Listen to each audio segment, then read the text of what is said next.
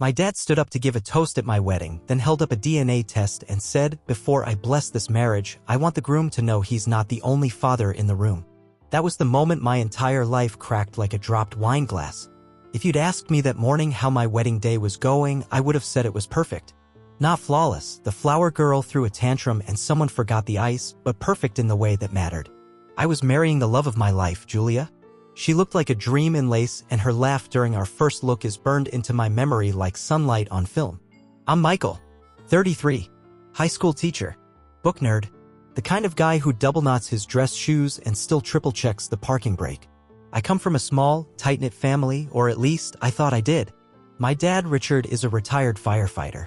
My mom passed away when I was 16, and since then it's been just the two of us. He's always been quiet, a little gruff, but deeply dependable, the kind of man who teaches you to shave and changes your flat tire at midnight without asking questions. He also rarely shows emotion. So when he stood up to toast us at the reception, tapping a fork against his glass and clearing his throat, I assumed it would be something short and sweet. Maybe a firefighter joke. Maybe something about how proud he was. Instead, he reached into his jacket pocket and pulled out a sealed envelope. "This isn't easy for me," he began. The room went still. "But before I give my blessing, I think there's something the groom should know and the bride." "Everyone, really?" I laughed nervously. So did Julia. We thought it was a setup for a story. But then he held up a white paper. You could see the bold words through the thin material. "Paternity test results." My stomach turned. In my hand is proof that I am not Michael's biological father. The room gasped. Julia's face went pale. My best man, Evan, looked at me like he wanted to grab the mic away. I raised Michael. I changed his diapers, taught him how to ride a bike, took him to every little league game. He is my son in every way that matters. But this, he shook the envelope, this proves he wasn't born from me. I found out 6 months ago. I couldn't speak. My throat had closed up. My dad turned to the crowd, but his eyes were locked on me. "And here's the thing," he said. "I didn't come here to ruin his day. I came here to say that even when life hands you betrayal, you get to decide who you love." The room was dead silent. Not even the DJ breathed. "But Michael, your real father, he's here." Julia's hand tightened around mine. I whispered, "What is he talking about?" Then I saw him. A man I'd seen before. Once. Briefly. At my high school graduation. Just a guy in the background I'd assumed was a friend of Dad's. He stepped forward now, nervous, tears in his eyes. He looked just like me. My knees buckled. And the worst part? My dad sat down. Just like that. Like he tossed a grenade and walked away from the blast. The rest of the night is a blur. Cameras clicking. Julia crying. Guests whispering. Me standing in the middle of it all, not knowing who I was anymore. That was only the beginning. I don't remember walking off the stage. I don't remember who handed me a glass of water or who said, "Just breathe, man." All I know is that 1 second I was a husband, a son, a man with a whole identity, and the next, I was just hollow. A broken name tag pinned to a suit that suddenly didn't fit right. Julia followed me outside.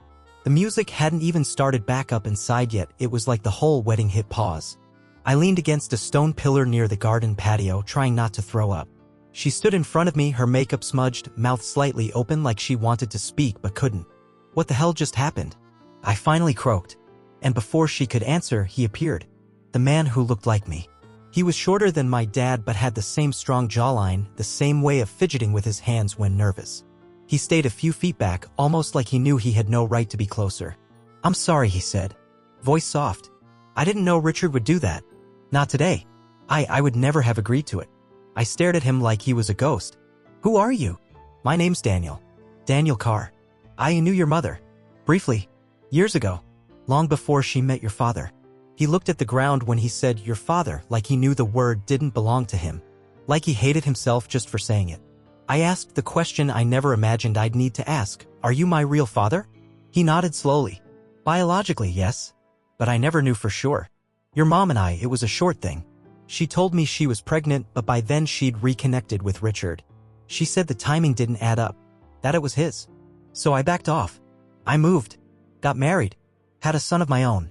I always wondered." My chest ached in this strange, cold way. Like grief, but for a life I never lived. "And now?" I said. "You just show up here like it's your right?" "I didn't plan to come," he said. "Richard reached out to me months ago. Said he'd done a test.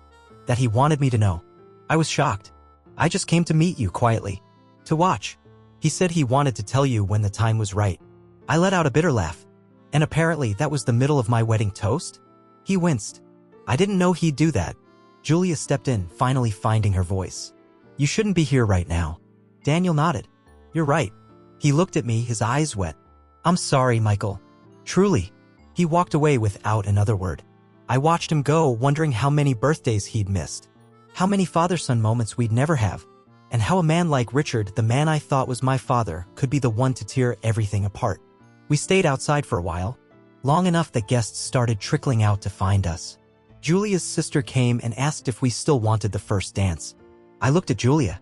Do you? She hesitated, then gave the smallest nod. So we went back inside. I smiled like a mannequin while we danced to the song we'd picked together 6 months ago. A love song that suddenly felt like it belonged to strangers. My dad watched from the head table. No apology. No regret. Just sitting there like a man who'd done what he thought needed to be done. That night, Julia and I checked into our hotel suite in silence. We didn't open the champagne. We didn't even undress. We just lay there, staring at the ceiling, the space between us growing colder with every breath. She whispered once, "What are you going to do?" And I whispered back, "I don't know who I am anymore." That was the first night of our marriage. And the first night I started to resent the man I once called Dad. The next morning, I woke up in a hotel bed that felt foreign. Julia had already slipped out of the room. I could tell by the soft click of the door and the draft that still lingered. She left a note on the nightstand. Just 2 lines. With Mom and Cassie. Take your time. I love you. I stared at those words for a long time. Take your time, like she knew what I was unraveling, but also understood she couldn't sit in the rubble with me just yet. I got dressed like a man heading into battle. My phone had blown up overnight, missed calls, texts from cousins and friends, even one from my boss saying, "Heard what happened. If you need extra leave, just say the word." That meant someone had already posted about it. I didn't care. I only wanted answers. I went straight to my father's house. The house I grew up in. The one with the creaky porch swing I'd fallen asleep on during summer nights, where my mom used to hum while washing dishes. That house held every memory I ever believed was real, and now it felt like a movie set. Fake. He was in the garage, like always, sweeping the same patch of concrete he'd swept for 20 years when he didn't want to talk. I stood in the doorway. Why? He didn't look at me. Just kept sweeping like he hadn't heard the word. So I said it louder. Why now? Why then? Still sweeping. Dad. He finally paused. Because I thought you deserved the truth before you made a lifetime of promises built on lies. That wasn't your choice. It became mine when I found the test in that drawer, he said. Your mom, she never told me. I had my suspicions, sure, but I never pushed. I raised you. I loved you. And then I found that envelope 6 months ago while clearing out her sewing cabinet. She'd taken the test secretly. It had your name on it. And Daniel's. And a date. My knees went weak. I sat on the wooden bench by the wall, the one where I used to tie my cleats before baseball games. She knew. I whispered. She knew. And she chose me anyway. But I didn't get to choose, Michael. I lived your entire childhood thinking you were mine, loving you like my own. Then I find out I was Plan B. My heart cracked again. Because I heard it, the bitterness. The heartbreak. You didn't tell me. You waited for my wedding day. He finally looked at me. Because I wanted you to walk into your marriage with truth. Not a version of it. The real thing. I didn't want to die with that in my heart. I couldn't look at him. I wanted to scream. To punch something. To shake him and ask if he knew what he'd done. But I also understood in some twisted way that his silence had been eating him alive. That maybe he truly believed he was doing the right thing. But that didn't mean I could forgive him. Not yet. I stood up. You didn't just break my heart, I said, voice shaking. You hijacked my future. You humiliated me in front of my wife. And you handed me a stranger instead of a father. He nodded. Not an agreement, just an acknowledgement. He set the broom aside. You're still my son, he said. I opened the door. Maybe. But I'm not sure I'm still your son. I left before he could respond. Drove without a destination. Ended up parked at a lake 20 miles outside the city, staring at the water like it might hold a version of me untouched by this secret. And that's when my phone buzzed again. Unknown number. One voicemail. I played it. Michael, it's Daniel. I don't want to intrude. But if you ever want to talk, or just yell at someone, I'm here. I know I don't have a right to ask. But I'm here. I didn't call him back. Not yet. But I didn't delete the message either. And that terrified me more than anything. That voicemail stayed in my phone for days. Every time I unlocked it, I'd see the little notification bubble sitting there like it was waiting to be acknowledged. And every time I'd swipe past it, not because I didn't want to hear it again, but because I already knew it by heart. Word for word. The hesitation in his voice. The way he said my name like it hurt to say. I didn't tell Julia about the message. Truth is, I barely spoke to her at all that first week. We were back in our apartment, surrounded by unopened wedding gifts, ribbons still dangling from boxes labeled "To the Happy Couple." It felt surreal. Like I was standing inside someone else's life. We didn't touch the registry. Didn't hang a single photo? We lived in silence, two people brushing their teeth side by side and pretending the mirror wasn't cracked down the middle. One night, she finally broke. "I feel like I don't know what to say to you," she whispered in the dark. "And I'm afraid if I say the wrong thing, you'll leave." I turned to face her. "I'm not going anywhere. I just don't know how to be anyone right now." Her voice cracked. "Do you still want to be married?" It was the first time that word, married, didn't feel like a gift. It felt like a question mark. "Yes," I said. Not because I was sure, but because I wanted to be. She nodded and we lay there, hands inches apart on the blanket. Not touching, but not pulling away. The next morning, I called Daniel. It rang 3 times. "Hello?" I froze. I hadn't planned what I was going to say. Not really. But my mouth opened anyway. "I'm not looking for a new dad." Silence on the other end. Then, "Okay, I just want to know who you are. That's all." His voice was quieter now. "I can do that." We met at a diner halfway between our cities. Neutral ground. Safe. It was pouring rain and I nearly turned around twice. But when I saw him sitting there, nervous, hands wrapped around a mug like it was his anchor, I kept walking. He stood up when he saw me. I waved him back down. "Don't make this formal," I said. "Right," he nodded. "Of course." I sat across from him, folded my hands, and studied the man who, on paper, helped create me. He looked older than I remembered. Lines in his forehead. A scar on his chin. Same nose as mine. "What do you want from me?" I asked. "Nothing," he said quickly. "I swear. I just wanted to see you once." "No, you were okay." I said. "Until last week." He flinched. "I deserve that." The waitress came by. I ordered coffee I wouldn't drink. He asked for scrambled eggs and never touched them. "I'm not mad at you," I finally said. "I don't know you." "I'm mad at him." "Richard?" he asked, like the name burned. "Yeah. Him." Daniel shifted in his seat. He called me the night he found that test. Said he felt like the ground had dropped out beneath him. Said he needed to find out what kind of man I was. "And you said yes." I said I'd take the test if he needed closure. That was all. I didn't want to disrupt your life. I believed him. That was the scary part.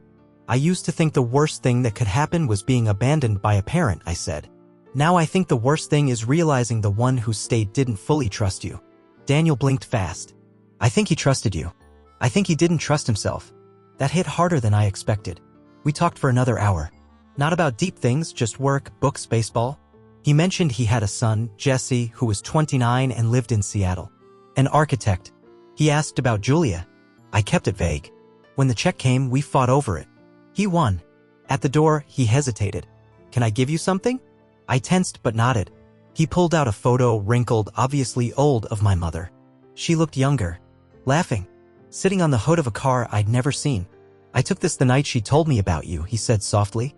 I stared at it. At her. At the image of the woman I thought I knew. She looked happy. Radiant. And suddenly, I wasn't sure if I wanted to cry or scream. I tucked the photo into my coat pocket and walked away. That night, I placed it next to the wedding photo Julia and I still hadn't framed. 2 versions of love. 2 versions of truth. And me, somewhere between them. I didn't know what came next. But I knew it had to start with telling Julia everything.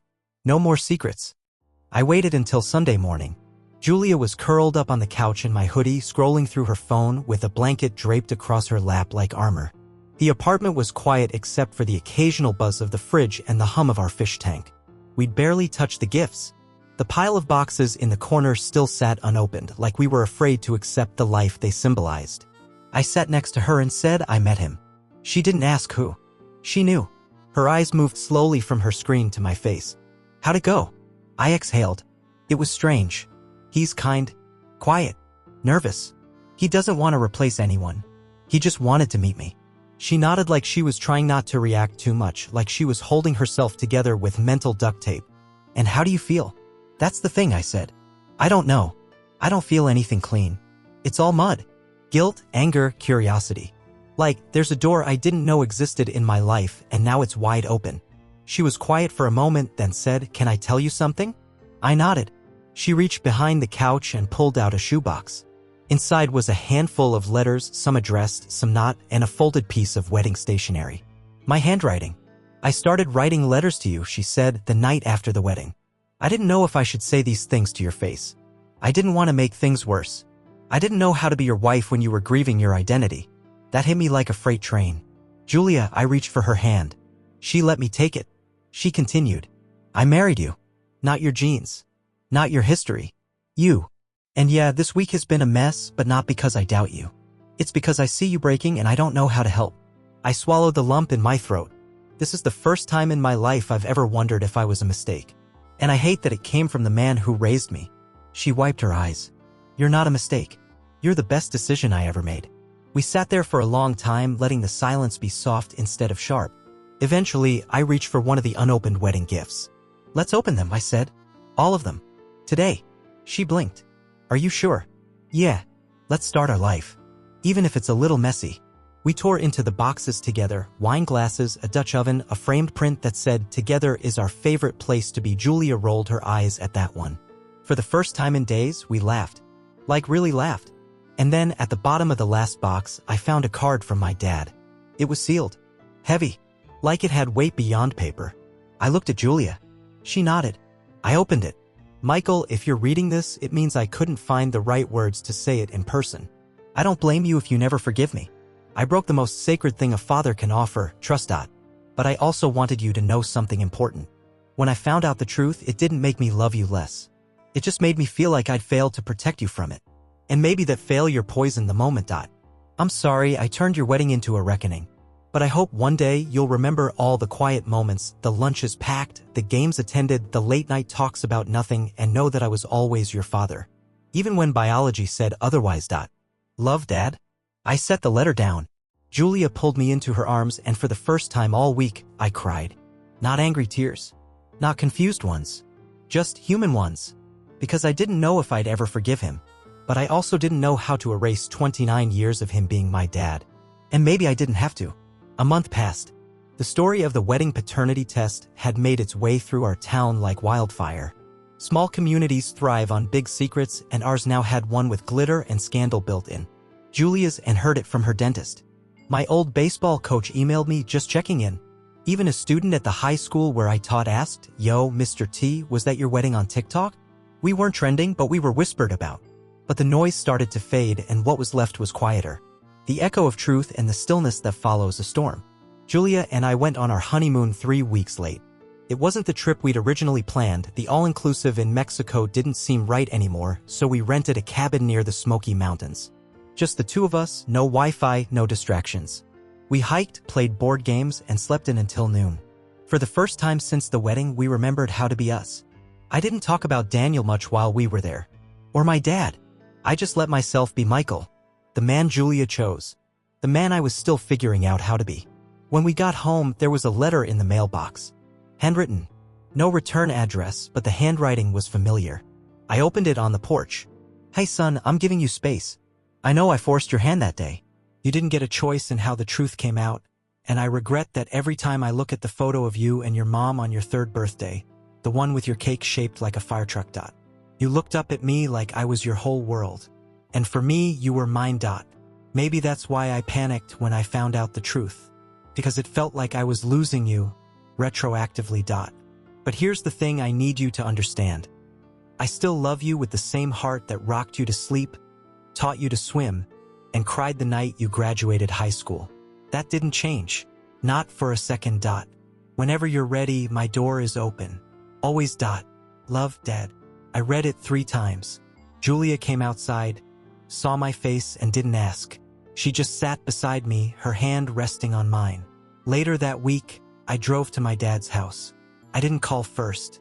I didn't want to give him time to prepare some speech or hide his guilt behind that stoic firefighter exterior. I just wanted to see him, as he was, as I remembered. He was out front, watering his dying lawn like he'd done every summer for the past 15 years. His back was to me. He didn't turn until I said, "You missed a spot." He froze, then turned around slowly, blinking like I might disappear. I brought beer, I added, holding up a six-pack. He nodded, swallowed hard. Good. It's hot today. We sat on the porch in silence for almost 10 minutes. No lectures, no apologies, just the creak of the swing, the fizz of beer caps being twisted off, and the quiet peace of two men who both knew they'd been hurt and still chose not to walk away. Eventually, he spoke. So, Daniel? Met him, I said. Nice guy, quiet, kind of awkward. He nodded slowly. Do you want more with him? I don't know. I might. He took a long sip. Okay. I looked at him. Are you okay with that? He didn't answer right away. Then he said, Michael, I raised you. I saw your first steps. I stayed up when you were sick. I was there when your mom died. I don't need a DNA test to tell me who I am to you. I let that sit between us. Then I said the words that had haunted me since the wedding. You embarrassed me. His jaw tightened. I know. You didn't ask. You didn't warn me. You detonated a bomb and walked away. He nodded. And I'll live with that. But, I said, you're still my father. His eyes welled up. And for the first time in my life, my dad cried in front of me. We didn't hug, not yet. We're not that kind of family. But when I stood to leave, he said, next time, bring Julia. I'll make her ribs. I smirked. She's still mad about the toast. Good. She should be. Keeps me humble. As I drove away, I realized something strange. I wasn't broken anymore. I was bruised, yes. Different, definitely. But maybe stronger. Because family isn't just about DNA. It's about who stays when things fall apart. Who shows up with beer and silence. Who chooses you again and again even when you stop choosing yourself. And maybe, just maybe, I had two fathers. But only one of them ever taught me how to stand through a fire. And for now, that's enough.